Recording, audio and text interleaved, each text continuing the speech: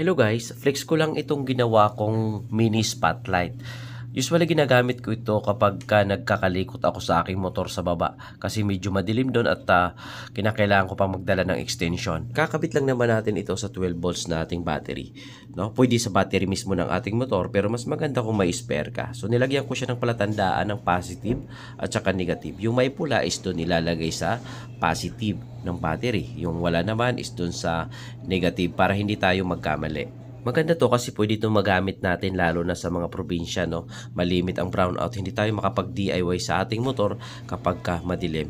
At nilagyan ko rin ito siya ng power relay, no? Ganito yung itsura ng kanyang power relay. Mini relay lang yung aking ginamit pero the same function yan doon sa mga power relay na nabibili. So ito yung diagram niya kung paano ko siya ikinabit. Pwede nyo i-screenshot guys kung gusto nyo kayahin, no? Kasi kailangan ng power relay para stable yung kanyang ilaw at hindi mabilis malobat yung ating battery. Pero ang purpose talaga nun kung bakit tayo naglagay ng relay ay para hindi mag-blink yung ilaw. Itinalay ko lang ito dito sa taas ng tie wrap para hindi mahulog, no, at para matibay. Ganyan lang yung ginawa ko, no. So lumang mini driving light ko ito.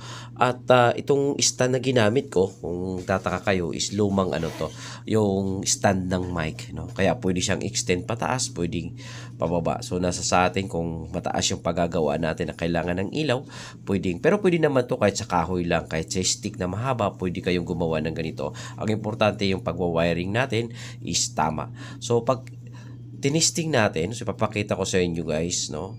Testing natin. Itong battery ko ay luma na to, pinaglumaan ko to. Pero kung makikita nyo, stable pa rin yung kanyang ilaw, hindi siya nagbi-blink, no? Kasi may power relay yung ating ginawa. At sobrang liwanag nito kapag madilim, no? Malaking may tutulong nito sa mga mahilig mag-DIY sa kanilang mga motor or sa kahit anong klaseng DIY yung gagawin nyo lalo na sa gabi. Katulad ko, sa gabi lang kasi ako nakakapag-DIY ng aking motor. So yun lang, maraming salamat sa panonood. Hanggang sa muli guys, ingat lagi at mabuhay ka.